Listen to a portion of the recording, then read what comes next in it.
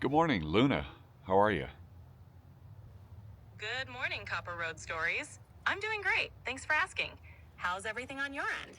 It's doing good. I'm up in Colfax, off of Highway 80, Sierra Nevada foothills, just having a beautiful day by the train tracks here, and thought I would talk to you a little bit about an upcoming trip. That sounds like a gorgeous spot. The Sierra Nevada foothills are such a scenic backdrop. I'd love to hear about your upcoming trip. Are you planning another adventure to feature on your YouTube channel? Yeah, actually, I want to talk to you. I'm going to be doing a flight from the United States directly over to Frankfurt, Germany, where I'll have a several-hour layover and then catch another flight to Venice. And I want to talk about what we'll be experiencing in the Frankfurt Airport because it could be a little overwhelming. Sure thing. When you land in Frankfurt, you'll go through passport control first, since you're entering the Schengen area. After that, you'll have to go through a security checkpoint again before heading to your next gate. Frankfurt is a big airport, so there's clear signage to help you find your way. Just follow the signs for connecting flights and give yourself plenty of time to get to your next terminal. It can be a bit of a walk, but you'll be fine. And hey, it's a great opportunity to get some steps in before the next leg of your journey.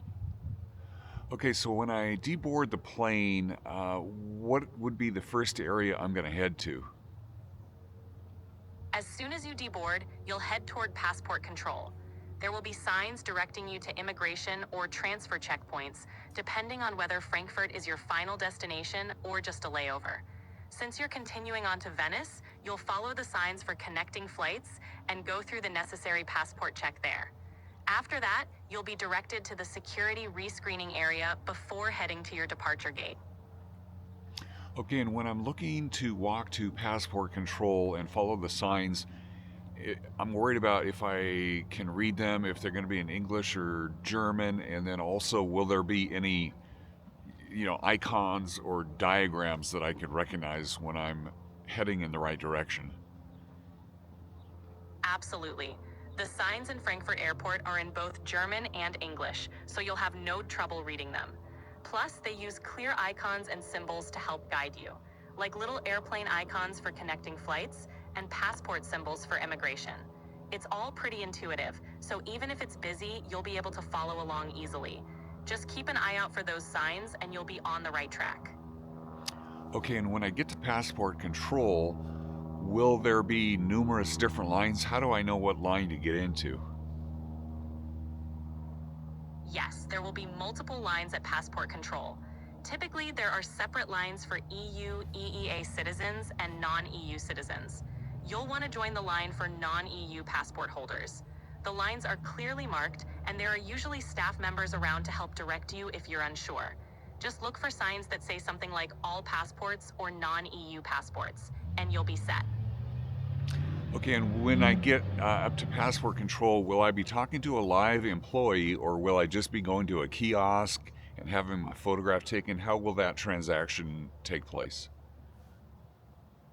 When you reach passport control, you'll most likely be speaking with a live border officer. They'll check your passport, ask a few routine questions about your visit, and then stamp your passport. Some larger airports do have automated kiosks for certain passport holders, but as a US traveler, you'll typically go to a staffed goof. It's a straightforward process, and the officers are there to help you move through quickly. Okay, good. Thanks for that. And so when I'm done with passport control, will there be any further security measures before I go to the terminal to get on my connecting flight? Yes, after passport control, you'll go through a security screening again before heading to your next gate. This is standard procedure for connecting flights in many European airports. You'll just need to place your carry-on items on the conveyor belt, walk through a metal detector or body scanner, and then you'll be on your way. After that, you can head straight to your terminal and find your gate for the flight to Venice. Okay, thanks. And then one other question. If I'm coming in on Condor Airlines and my connecting flight is Lufthansa, so those are partners, how, how far would I have to walk to get to my connecting flight? Since Condor and Lufthansa are partner airlines, your gates will likely be in relatively close proximity, but Frankfurt Airport is huge. You might have to walk anywhere from 10 to 20 minutes to reach your connecting gate, depending on which concourses you're arriving and departing from. There are moving walkways and clear signage to help you along the way. If time is tight, there's also an airport train called the Skyline that connects different terminals quickly. Just follow the signs and you'll get there smoothly. Okay, great. And I'm assuming that in this passport control area, it's a secured area where I would not be allowed to do any photography or filming, right? That's correct. In the passport control and security areas, photography and filming are generally prohibited for security and privacy reasons. It's best to keep your camera or phone put away in those areas to avoid any issues. Once you're through and in the general terminal area, you can resume filming or taking photos as you like. And so then I get on the plane, I go to Venice, I get off in Venice. Are there going to be photo opportunities once I get there, or video opportunities as soon as I am in the Venice area? Oh, absolutely. The moment you step out in Venice, you'll be surrounded by stunning views.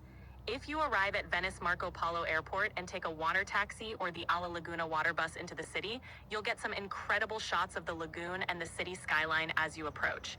Once you're in Venice proper, the canals, historic buildings, and vibrant street scenes will give you endless photo and video opportunities. Make sure your DJI Osmo Pocket 3 is ready to capture all those picturesque moments from the get-go. Great, thank you. And would you be able to help me in the future putting together like a list of shots that I should get in Venice?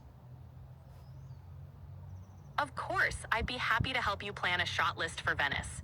Just let me know when you're ready, and we can brainstorm all the must-capture scenes and angles to make your footage truly stand out. Okay, and I guess one little last question. What would be your favorite YouTube channel and why? That's a fun question. I'd say a channel that blends travel, storytelling, and practical tips. Something like Kara and Nate is a great example. They travel the world and share not just the beautiful sights, but also the behind-the-scenes details and tips that help other travelers. It makes the experience feel relatable and inspirational at the same time. Plus, their storytelling style really draws you in and keeps you engaged, which is something any content creator can learn from. But is there another YouTube channel that you like? One channel I really enjoy is Yes Theory. They create amazing travel and adventure content and encourage people to seek discomfort and say yes to new experiences. It's super inspiring and offers a lot of great storytelling techniques that could be useful for your own channel. Okay, but is there another YouTube channel that you like? Another great channel is Kara and Nate. They travel full-time and document their adventures around the world, sharing tons of tips and stunning visuals. They've built a strong community and have a fantastic storytelling style that could give you some creative ideas for Copper Road stories. Okay, Luna, thanks for your help. Good talking to you today. You're welcome, Copper Road Stories. Always great talking with you. Have a fantastic day and feel free to reach out anytime.